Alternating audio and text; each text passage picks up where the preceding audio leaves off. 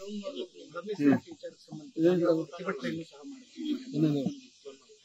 ಅನುಷ್ಠಾನ ಆಗ್ತಿಲ್ಲ ಮತ್ತು ಬಡ್ತಿ ಮತ್ತು ಬ್ಯಾಕ್ಲಾಗ್ ಹುದ್ದೆಗಳಿಗೆ ಸರಿ ಅನ್ವಯ ಆಗ್ತಿಲ್ಲ, ಗೊಂದಲ ಮೂಡಿಸ್ತಾ ಇದೆ. ಕಾಂಗ್ರೆಸ್ ಪಕ್ಷ ಎಲೆಕ್ಷನ್ಗೆ ಹೋಗಕ್ಕಿಂತ ಮೊದಲೇ ನಾವು ಒಳ ಮೀಸಲಾತಿಯನ್ನ ಜಾರಿ ಮಾಡ್ತೀವಿ ಅಂತ ಹೇಳಿ ಚುನಾವಣಾ ಪ್ರಣಾಳಿಕೆಯಲ್ಲಿ ಹೇಳಿದ್ವಿ. ಎಲೆಕ್ಷನ್ ಸುಪ್ರೀಂ ಕೋರ್ಟ್ ತೀರ್ಮಾನ ಬರಕ್ಕಿಂತ ಮೊದಲೇನೆ ನಾವು ಒಳ ಮೀಸಲಾತಿ ಮಾಡ್ತೀವಿ ಅಂತ ಹೇಳಿ ಕ್ಯಾಬಿನೆಟ್ ಅಲ್ಲಿ ಡಿಸಿಷನ್ ಮಾಡಿ ಕೇಂದ್ರ ಸರ್ಕಾರಕ್ಕೆ ಕಳಿಸಿದ್ವಿ.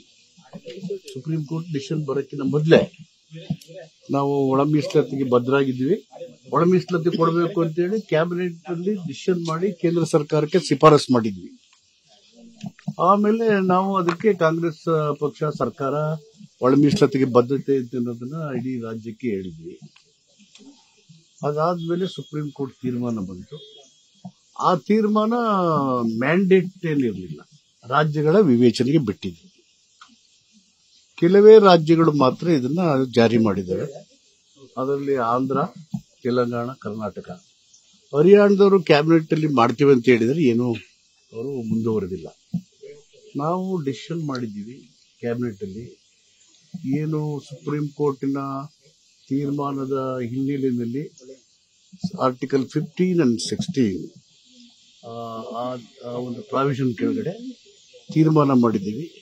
ಮತ್ತು ಮೀಸಲಾತಿಯ ಪ್ರಮಾಣವನ್ನು ನಮ್ಮ ಜಸ್ಟಿಸ್ ನಾಗಮೋಹನ್ ದಾಸ್ ಅವರ ರೆಕಮೆಂಡೇಶನ್ ಅದನ್ನ ಕೆಲವು ಮಾರ್ಪಾಡು ಜೊತೆಗೆ ಕ್ಯಾಬಿನೆಟ್ ಅಂಗೀಕಾರ ಮಾಡಿ ಜಾರಿ ಮಾಡಕ್ಕೆ ಒಪ್ಪಿದ್ದೀವಿ. ಮತ್ತು ರಿಕ್ರೂಟ್ಮೆಂಟ್ ಮಾಡಬಾರ್ದು ಅಲ್ಲಿ ತನಕ ಅಂತ ಹೇಳಿ ನಿರ್ಬಂಧ ಇತ್ತು, ಅದನ್ನು ತೆಗೆದಾಕಿದ್ದೀವಿ. ಮತ್ತು ರಿಕ್ರೂಟ್ಮೆಂಟ್ ಏಜ್ 45 ವರ್ಷಕ್ಕೆ ಇನ್ಕ್ರೀಸ್ ಮಾಡಿ ಡಿಸಿಷನ್ ಮಾಡಿದ್ದೀವಿ. ಆದಿ ಕರ್ನಾಟಕ, ಆದಿ ಆಂಧ್ರ, ಆದಿ ದ್ರಾವಿಡ ಈ ಗೊಂದಲಗಳಿದ್ದಾವೆ, ಅವರ ಮೂಲ ಜಾತಿಯವರನ್ನ ಅದನ್ನ ಕ್ಲಾರಿಫೈ ಮಾಡಿ ಅದನ್ನ ಡೈರೆಕ್ಷನ್ಸ್ ಮತ್ತು ಇದರ ಆರ್ಡರ್ನ ಇಶ್ಯೂ ಮಾಡಿದ್ವಿ. ರಿಕ್ರೂಟ್ಮೆಂಟ್ ಶುರುವಾಗುತ್ತೆ. ಬ್ಯಾಕ್ಲಾಗ್ ತುಂಬಬೇಕು ಅಂತೇಳಿ ನನ್ನ ಅಧ್ಯಕ್ಷತೆಯಲ್ಲಿ ಉಪಸಮಿತಿ ಕ್ಯಾಬಿನೆಟ್ ಸಬ್ ಕಮಿಟಿ ಮಾಡಿದ್ರು. ನಾವು ಐಡೆಂಟಿಫೈ ಮಾಡೋ ಕೆಲಸ ಮಾಡ್ತೀವಿ. Identification of backlog vacancies identify ಮಾಡ್ತೀವಿ. ಕೆಲವರು ರಾಜಕೀಯ ಕಾರಣಕ್ಕೆ ನಾವು ಮಾಡಕ್ಕೆ ಹೋಗಿ ನಿಲ್ಸಿದೀವಿ. ಇವ್ರು ಮಾಡ್ಬಿಡ್ತಾ ಇದ್ದಾರೆ, ಇದು ಹಿಂಗಾಡ್ತಾರೆ, ಹೀಗೆ ಮಾಡ್ತಾರೆ ಅಂತ ಕೆಲವರು ರಾಜಕೀಯ ಬೇಳೆ ಬೇಯಿಸ್ಕೊಳ್ಳೋಕೆ ಕೆಲವರು ಹಿಂಗೆ ಮಾಡ್ತಾನೆ ಇರ್ತಾರೆ. ಹೋರಾಟ ಮಾಡತಕ್ಕ ಬದ್ಧತೆ ಇರೋರು ಇದನ್ನ ಸ್ವಾಗತ ಮಾಡಿದ್ದಾರೆ. ಅಲ್ಲಿ ಇಲ್ಲಿ ಕೆಲವರು ಅಸ್ತಿತ್ವ ಬೇಕಾದ್ರೆ ಅದಕ್ಕೆ ಮಾತಾಡ್ತಿದ್ದಾರೆ. ಏನು ಸುಪ್ರೀಂ ಕೋರ್ಟ್ನ ತೀರ್ಮಾನದ ಹಿನ್ನೆಲೆ ಇದೆ ಮತ್ತು ನಾಗಮೋಹನ್ ದಾಸ್ ಅವರ ರೆಕಮೆಂಡೇಶನ್ ಅದರ ಕೆಳಗಡೆ ಸಚಿವ ಸಂಪುಟದ ತೀರ್ಮಾನಕ್ಕೆ ಅನುಗುಣವಾಗಿ ಏನೇನು ತೀರ್ಮಾನ ಇದೆ ಅದನ್ನ ಅನುಷ್ಠಾನ ಮಾಡ್ತೀವಿ. ಹೋರಾಟ ಸಮಿತಿಯವರು ಹೇಳ್ತಾ ಇರೋದು ಬರೀ ನೇಮಕಾತಿಗೆ ಮಾತ್ರ ಒಳ ಮೀಸಲಾತಿ, ಬಡ್ತಿಗೆ ಮತ್ತೆ ಬ್ಯಾಕ್ಲಾಗ್ ಹುದ್ದೆಗೆ ಅನ್ವಯ ಆಗಲ್ಲ ಅಂತ ಸುಪ್ರೀಂ ಕೋರ್ಟಿನ ತೀರ್ಮಾನ, ಸಚಿವ ಸಂಪುಟದ ತೀರ್ಮಾನ ಏನೇನ್ ಮಾಡಿದ್ವಿ ಅವೆಲ್ಲಕ್ಕೂ ಅನ್ವಯ ಆಗೋ ರೀತಿ ಮಾಡ್ತೀವಿ. ಯಾರು ಕನ್ಫ್ಯೂಷನ್ ಮಾಡಬೇಕಾಗಿಲ್ಲ, ಅನವಶ್ಯಕವಾಗಿ ಗೊಂದಲ ಸೃಷ್ಟಿಸಬೇಕಾಗಿಲ್ಲ. ಸಿಎಂ ಅವರು 13ನೇ ತಾರೀಕು ಡಿನ್ನರ್ ಕರೆದಿದ್ದಾರೆ ನಮ್ಮನ್ನೆಲ್ಲ ಸಚಿವರನ್ನು. ಸಿಎಂ ಅವರು ಬಹಳ ದಿನ ಆಯ್ತು ಊಟಕ್ಕೆ ಕರೆದು ಮಂತ್ರಿಗಳನ್ನ, ಅದಕ್ಕೆ 13ನೇ ತಾರೀಕು ಕರೆದಿದ್ದಾರೆ. ಸಾಯಂಕಾಲ ಟೈಮು ನಾವೆಲ್ಲ ಹೋಗಿ ಊಟ ಮಾಡ್ತೀವಿ. ಸಂದರ್ಭ ಏನಿದೆ ಸರ್? ಯಾಕಂದ್ರೆ ಯೂಶಲಿ ಅಧಿವೇಶನ ಆಗುವಾಗ ಬಜೆಟ್ಗೂ ಮುಂಚೆ ಈ ತರದ ಕರೆಯೋದು ನೋಡಿದೀವಿ. ಈ ಸಂದರ್ಭ ಊಟಕ್ಕೆ ಕರೆದಕ್ಕೆ ಕ್ಯಾಬಿನೆಟ್ ಕೊಲೀಸ್ನ ಸಂದರ್ಭ ಸನ್ನಿವೇಶಕ್ಕೆ ಏನೇನೂ ಸಂಬಂಧ ಇಲ್ಲ. ಊಟ ಮಾಡೋದು ಮತ್ತು ನಮ್ಮ ಅಭಿವೃದ್ಧಿ ಚರ್ಚೆ ಮಾಡೋದು, ನಮ್ಮ ಮನೆ ಬಂದು ಸೇರ್ಕೊಂಡು ಕೆಲಸ ಮಾಡೋದು. ಬೀಳ್ಕೊಡುಗೆನೂ ಇಲ್ಲ ಅಥವಾ ಸ್ವಾಗತನೂ ಇಲ್ಲ. ಸರ್, ಈಗ ರಾಹುಲ್ ಗಾಂಧಿ ಅವರು ಟೈಮ್ ಕೇಳಿದ್ದಾರೆ ಮುಖ್ಯಮಂತ್ರಿಗಳು ಭೇಟಿ ಆಗ್ಲಿಕ್ಕೆ. ಈಗ 2.5 ವರ್ಷ ಆಗ್ತಾ ಬರ್ತಿದೆ ನವೆಂಬರ್ 20ಕ್ಕೆ. ಇದು ಕ್ಯಾಬಿನೆಟ್ ರೀಶಫಲ್ ಈಗ ಇದೆ. ಅದು ಎಲ್ಲ ಹೈಕಮಾಂಡ್ಗೆ ಮುಖ್ಯಮಂತ್ರಿಗೆ ಗೊತ್ತಿರೋ ವಿಷಯ. ಅದು ನನ್ಗೆ ಗೊತ್ತಾಗುತ್ತೆ. ತಾವು ಕೂಡ ಸತೀಶ್ ಜಾರಕಿಹೊಳಿ, ಪರಮೇಶ್ವರ್ ಮತ್ತೆ ಏನೋ ನಿನ್ನೆ ಇಲ್ಲ, ಅದು ಕ್ಯಾಬಿನೆಟ್ ಹೋಗ್ತದೆ. ರಾಶಿ ಏನಿಲ್ಲ, ನಿಮ್ ಎದುರಿಗೆ ಬಂದು ಗುಡ್ಕಲ್ಲಂಗೆ ಎಲ್ಲ ರಾಶಿ ಇತ್ತು. 3 ಜನ ಗುಡ್ಕಲ್ ನೋಡಿದ್ರಿ. ಒಳಗಡೆ ಏನ್ ಮಾತುಕತೆ ಆಯ್ತು ಅಂತ? ಒಳಗಡೆ ಇದೋಯ್ತು. ಒಳಗಡೆಗೆ ಉಪ್ಪಿಟ್ಟು ಒಂದೇನೊಂದು ದೋಸೆ, ಒಂಥರ ಸ್ಪೆಷಲ್ ದೋಸೆ ಮಾಡಿದ್ರು. ಆಮೇಲೆ ಪೂರಿ ಮಾಡಿದ್ರು. ಅದು ಒಳಗಡೆ ಬಿಟ್ಟು ಇನ್ನೇನೂ ಇಲ್ಲ. ಪವರ್ ಶೇರಿಂಗ್ ವಿಚಾರಕ್ಕೆ ಸಂಬಂಧಪಟ್ಟಂತೆ ಹೈಕಮಾಂಡ್ ಅವರು ಸ್ಪಷ್ಟನೆ ಕೊಡಬೇಕು ಅಂತ ಹೇಳಿ ಏನಾದ್ರು ಒತ್ತಡ ಆಗ್ತಾ ಇದೆ ಅಂತ ಹೈಕಮಾಂಡೇ ತೀರ್ಮಾನ ಮಾಡೋದಲ್ವಾ. ಒತ್ತಡ ಹಾಕೋದೇನ್ ಬರುತ್ತೆ, what ever the high command feels ಅವ್ರು ಏನ್ ಹೇಳ್ತಾರೆ ಅದು ಫೈನಲ್. ಸರ್, ನಿಮ್ಮ ಶಾಸಕರಲ್ಲೂ ತುಂಬಾ ಗೊಂದಲ ಇದೆ, ಸರ್ಕಾರದಲ್ಲೂ ಗೊಂದಲ ಇದೆ. ಇದಕ್ಕೆಲ್ಲ ಒಂದು ಇತ್ತೀಚೆಗೆ ಆಡ್ಬೇಕಲ್ಲ ಸರ್, ದ್ವಂದ್ವ ನಿಲ್ಬೇಕೆ ಸರ್ ಹೈಕಮಾಂಡ್? ದ್ವಂದ್ವ ನಿಲುವಿಗೆ ಪ್ರಶ್ನೆಗಳೇ ಇಲ್ಲ. There is no confusion, clarity ಇದೆ. ಏನ್ ಕ್ಲಾರಿಟಿ? ರಾಜ್ಯದ ಜನರು ಕಾಂಗ್ರೆಸ್ ಸರ್ಕಾರ 5 ವರ್ಷ ಆಡಳಿತ ಮಾಡಬೇಕು ಅಂತ ಸ್ಪಷ್ಟ ಆಶೀರ್ವಾದವನ್ನು ಮಾಡಿದ್ದಾರೆ. ಶಾಸಕರು ಸಿದ್ದರಾಮಯ್ಯನವ್ರನ್ನ ಶಾಸಕಾಂಗದ ಪಕ್ಷದ ನಾಯಕ ಅಂತ ಆಯ್ಕೆ ಮಾಡಿ ಹೈಕಮಾಂಡ್ ಸಮ್ಮುಖದಲ್ಲಿ ತಿಳಿಸಿದ್ದಾರೆ. ಶಾಸಕಾಂಗದ ಪಕ್ಷದ ನಾಯಕರು ಮುಖ್ಯಮಂತ್ರಿಯಾಗಿ ಇದ್ದಾರೆ. ಇವೆಲ್ಲವೂ ಹೈಕಮಾಂಡಿನ ನಿರ್ದೇಶನ ಕೆಳಗೆ ಆಗಿರೋದು. ಉಳಿದ ಎಲ್ಲಾ ವಿಷಯಗಳು ಹೈಕಮಾಂಡ್ನ ವಿವೇಚನೆಗೆ ಬಿಟ್ಟಿದ್ದು. ಮುಖ್ಯಮಂತ್ರಿ ಸಿದ್ದರಾಮಯ್ಯನವರು ಆಡಳಿತ ಮಾಡ್ತಾ ಇದ್ದಾರೆ, ಅವರಿದ್ದಾರೆ, ಅವರು ಮುಂದುವರಿತಾರೆ. ಯಾವಾಗ ಹೈಕಮಾಂಡ್ ಏನ್ ಮಾಡಬೇಕು, ಏನ್ ಹೇಳ್ಬೇಕು ಅಂತ ಅವ್ರಿಗೆ ಅನಿಸ್ತದೆ ಎಲ್ಲ ನೋಡಿ ಅವ್ರು ಏನ್ ಹೇಳ್ತಾರೆ ಅದೇ ಫೈನಲ್. ಸರ್, ಈಗ ಎಐಸಿಸಿ ಅಧ್ಯಕ್ಷರು ಕರ್ನಾಟಕದವರು ಮಲ್ಲಿಕಾರ್ಜುನ್ ಖರ್ಗೆ ಅವರು ಕೆ.ಸಿ. ವೇಣುಗೋಪಾಲ್ ಬಂದವರು ನಮ್ಗೆ ಯಾವಾಗಲೂ ಇದೇ ಪ್ರಶ್ನೆನ ನಾವು ಸೂಕ್ತ ನಿರ್ಧಾರ ತೆಗೆದುಕೊಳ್ತೀವಿ ಅಂತ ಹೇಳ್ತಾರೆ. ಹೈಕಮಾಂಡ್ ಎಲ್ಲೋ ಒಂದ್ ಕಡೆ ಈ ಗೊಂದಲಕ್ಕೆ ಆಸ್ಪದ ಕೊಡ್ತಾ ಇದೆ ಅನ್ಸಲ್ವ? ಅವರು ಆತರ ಹೇಳ್ಬಿಟ್ಟ ಮೇಲೆ ಈ ಪ್ರಶ್ನೆ ಕೇಳಲೇ ಬರೋದಲ್ವಾ? ಹೈಕಮಾಂಡ್ನವರು ನಿಮ್ ಸ್ಪಷ್ಟ ಏನಪ್ಪಾ ಇದನ್ನ ಕೇಳ್ತಾ ಇರ್ತೀರಿ, ಹೈಕಮಾಂಡ್ ನಮ್ಗೆ ಗೊತ್ತಿದೆ ಸುಮ್ಮನೆ ಎದ್ಬಿಟ್ಟೆ. ನೀವು ಅವರೇ ಮುಂದುವರಿತೀರಾ ಅಂತ ನೀವ್ ಹೇಳ್ತೀರಾ, ಅವ್ರು ನೋಡಿದ್ರೆ ಇಲ್ಲ ಮುಂದುವರಿಯಲ್ಲ ಮುಂದುವರಿತಾರೆ ಅಂತ ಅವ್ರು ಸ್ಪಷ್ಟನೆ ಕೊಡ್ತಾ ಇಲ್ಲ. ಏನ್ ಹೇಳಿದೆ, ಹೈಕಮಾಂಡ್ ಯಾವ ಸಂದರ್ಭದಲ್ಲಿ ಏನ್ ಮಾಡ್ಬೇಕು ಅಂತ ಅವರು ಮಾಡದ್ದೆ ಅದೇ ಅಂತಿಮ ಅಂತ ಹೇಳಿದೆ.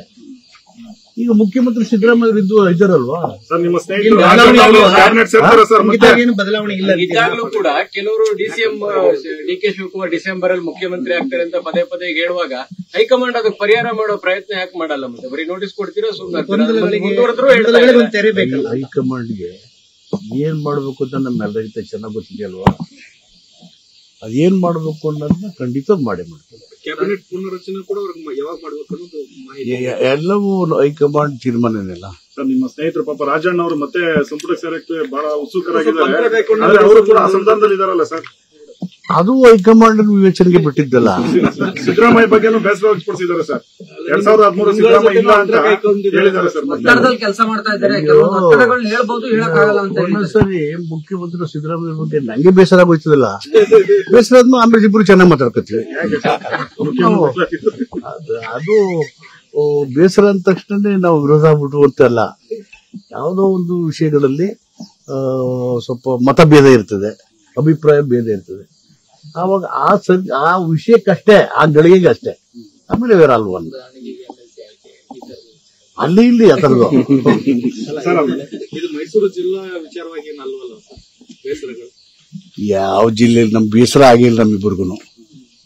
ಸರ್, ಈಗ ಪ್ರತಾಪ್ ಸಿಂಹ ಅವರು ಇವತ್ತು ಗಂಭೀರ ಆರೋಪ, ಒಂದು ಮೈಸೂರಿನಲ್ಲಿ ನಡೆದಂತ ಬಾಲಕಿ ಮರ್ಡರ್ ವಿಚಾರದಲ್ಲಿ ಒಂದು ಆರೋಪ ಮಾಡಿದ್ದಾರೆ, ಇನ್ನೊಂದು ಯತೀಂದ್ರ ಅವರು ಮಿನಿಟ್ ಅನ್ನ ಕೊಟ್ಟು ಹಣ ವಸೂಲಿಗೆ ಇಳಿದು ಬಿಟ್ಟಿದ್ದಾರೆ, ದಂಧೆಗೆ ಇಳಿದು ಬಿಟ್ಟಿದ್ದಾರೆ ಸಿದ್ದರಾಮಯ್ಯನವರ ಜೊತೆಗೆ.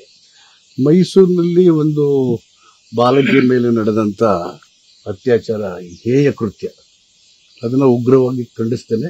ನನಗೂ ತುಂಬಾ ಮನಸ್ಸಿಗೆ ನೋವಾಗಿದೆ. ನಾನು ತಕ್ಷಣ ನಮ್ಮ ಪೊಲೀಸ್ ಕಮಿಷನರ್ ಮಾತಾಡಿ ಎಲ್ಲಿದ್ರು 24 ಅವಸ್ಥೆಯಲ್ಲಿ ಹಿಡಿದು ಒಳಗಾಕಿ ಅವ್ರಿಗೆ ಅಂತ ಹೇಳಿದೆ. ನಮ್ಮ ಪೊಲೀಸರು ತಕ್ಷಣ ಕ್ರಮ ತಗೊಂಡು ಅವ್ರನ್ನ ಹಿಡಿದು ಕಾನೂನು ರೀತಿ ಏನು ಶಿಕ್ಷೆ ಗೊಳಿಸಬಹುದು. But it's very very unfortunate. I am deeply hurt. I condemn this incident. ಈ ಥರದವ್ರನ್ನ ಯಾವ ಕಾರಣಕ್ಕೂ ಬಿಡಬಾರ್ದು ಕಾನೂನಿನಲ್ಲಿ. ಆಮೇಲೆ ಯತೀಂದ್ರ ನಮ್ಮ ಶಾಸಕರು, ಹಿಂದೇನು ವರುಣಾ ಕ್ಷೇತ್ರ ಶಾಸಕರಾಗಿದ್ದಾರೆ.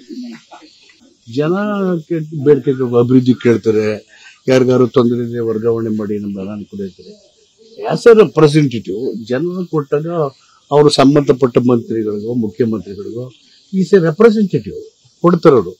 ಇದನ್ನ ನಮ್ಮ ಪ್ರತಾಪ್ ಸಿಂಹ ಅವರು MP ಆಗಿ ಅವರಿಂದ ಹಿಡಿದು ನನ್ನಿಂದ ಹಿಡಿದು ನನ್ನ ಮಗ ಸುನೀಲ್ ಬೋಸಿಂದ ಹಿಡಿದು ಎಲ್ಲರೂ ಪ್ರತಿನಿಧಿಗಳು ಹೇಳ್ತಾರೆ.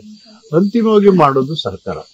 ಹೀಗಾಗಿ ಆಧಾರ ಇಲ್ದೇನೆ ಸಾಕ್ಷಿ ಇಲ್ಲದೆ ಹೇಳ್ತಕ್ಕಂಥದ್ದು ಅದು ಶೋಭೆ ತರದಲ್ಲ. ಈ ದಸರಾ ಜನಸಾಮಾನ್ಯರ ದಸರಾ ಆಗಿರ್ಲಿಲ್ಲ, ಕಾಂಗ್ರೆಸ್ ಸರ್ಕಾರದ ದಸರಾ ಆಗಿತ್ತು. ಬಾಲಕಿ ಮೇಲೆ ಅತ್ಯಾಚಾರ ಆಗಿದೆ ಅಂತ ಪರೋಕ್ಷವಾಗಿ ನಿಮ್ಮ ಸರ್ಕಾರದ ವಿರುದ್ಧ ಆರೋಪ ಮಾಡಿದ್ದಾರೆ. ನ್ಯಾಚುರಲ್ ಇದು ಸರ್ಕಾರಕ್ಕಿಂತ ನಾಗರಿಕ ಸಮಾಜನೇ ಇದನ್ನು ಖಂಡಿಸಬೇಕು. ಇದೊಂದು ಹೇಯ ಕೃತ್ಯ ಅಂತ ಹೇಳಿದ್ವಿ. It's not the question of government. The civilian society must conduct this heinous crime. Dasara ಪೂರ್ತಿ ಅವ್ಯವಸ್ಥೆ ಆಯ್ತು ಅಂತ ಆರೋಪ ಮಾಡಿದ್ದಾರೆ. ಈಗ ಪುಣ್ಯಾತ್ಮರ ನೀವೇ ಹೊಡೆದ್ರಿ ಏನ್ರಿ ದಸರಾ ಎಷ್ಟು ಚೆನ್ನಾಗೈತಿ ಇದು ಈ ಸರಿ. ಏನ್ ನಮ್ಮ ಭಾನುಮಸ್ತಕ್ ಅವ್ರು ಏನ್ ಸಂದೇಶ ಕೊಡೋದು, ನ್ಯಾಷನಲ್ ಯುನಿಟಿ ಮತ್ತು ಬಹುತ್ವದ ಬಗ್ಗೆ, ರಾಷ್ಟ್ರೀಯತೆ ಬಗ್ಗೆ, ನಮ್ಮ ಸೆಕ್ಯುಲರಿಸಂ ಬಗ್ಗೆ, ಡೆಮೋಕ್ರಸಿ ಬಗ್ಗೆ ಅಷ್ಟೇ ಹೇಳಿ ಇಡೀ ಜನ ಕಿಕ್ಕಿರು ತುಂಬಿರು. ಎಲ್ಲ ಒಂದು ಸಣ್ಣ ಗಂಟೆಗಳು ನಡೆದಿಲ್ಲ, ಎಲ್ಲರೂ ಸಂತೋಷ ಪಟ್ಟಿದ್ದಾರೆ. ರಾಜಕೀಯವಾಗಿ ಮಾತಾಡೋದ್ರೆ ಐ ಹ್ಯಾವ್ ನೋ ಅಬ್ಜೆಕ್ಷನ್. ಆದರೆ ಒಂದು ನಾಡ ಹಬ್ಬ ಆಗಿ, ಸಾಂಸ್ಕೃತಿಕ ಆಚರಣೆಯಾಗಿ ಇಡೀ ದೇಶದ ಜನರೆಲ್ಲ ಒಂದೇ ಅಂತಕ್ಕ ಸಂದೇಶ ಕಳಿಸಿದೀವಲ್ಲ. ನೀವು ನೋಡಿ, ಇನ್ನೂ ವಿದ್ಯುತ್ ಶಕ್ತಿ ಇದೆ, ಲೈಟಿವು, ಪ್ರತಿಯೊಂದರಲ್ಲೂ ಒಂದು ಸಾಮಾಜಿಕ ಸಂದೇಶ ಇದೆ, ಡೆಮೊಕ್ರೆಟಿಕ್ ಮೆಸೇಜ್ ಇದೆ, ಕಾನ್ಸ್ಟಿಟ್ಯೂಷನಲ್ ಮೆಸೇಜ್ ಇದೆ, ಫ್ರೀಡಮ್ ಮೂವ್ಮೆಂಟ್ ಇದೆ, ನಾಲ್ವಡಿ ಕೃಷ್ಣರಾಜ ಒಡೆಯರ administration, Nalvadi Krishnaraja Wodeyar and modern Mysuru, ಈ ತರ ಎಲ್ಲಾ ಸಂದೇಶಗಳನ್ನು ಕೊಡ್ತೀವಿ. ನಮ್ಮ ಟ್ಯಾಬ್ಲೋಗಳು ನೋಡಿ, what a big social and historical cultural message. ಆ ತರ ಬಹುತೇಕ ನನಗೆ ಗೊತ್ತಿದ್ದಂಗೆ ಈ ಸಾರಿ ಆದಂತ ದಸರಾ ಯಾವ ಕಾಲದಲ್ಲೂ ಆಗಿದೆ. ಬಟ್ ರಾಜಕೀಯವಾಗಿ ಆ ತರ ಮಾತಾಡ್ತೀವಿ ಅಂದ್ರೆ ಇಟ್ಸ್ ಅನ್ಫಾರ್ಚುನೇಟ್. ಹೈಕಮಾಂಡ್ ತನ್ನ ವಿವೇಚನೆ ಬಳಸಿ ನಾಯಕತ್ವ ಬದಲಾವಣೆ ಅಂತ ಹೇಳಿದ. There is no ifs and buts question now. It's only High Command. Whenever they feel like taking a decision, that is final. Right now, such things is not going to happen. News first ನಿರ್ಭೀತಿಯಿಂದ ನಿಮ್ಮ ಪರವಾಗಿ.